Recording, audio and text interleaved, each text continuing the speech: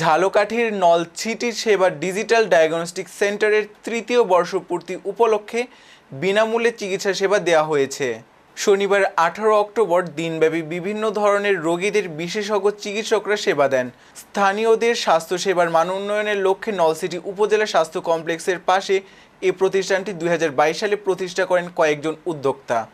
সেবা digital diagnostic সেন্টারের পাশাপাশি শহরের টি&টি সড়কে রয়েছে সেবা ক্লিনিক নামে আরেকটি প্রতিষ্ঠান।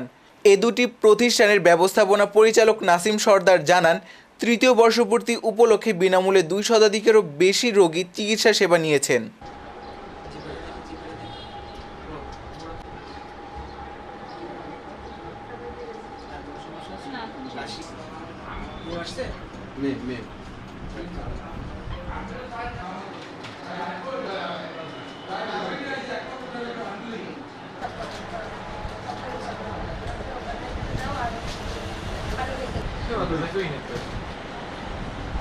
Não,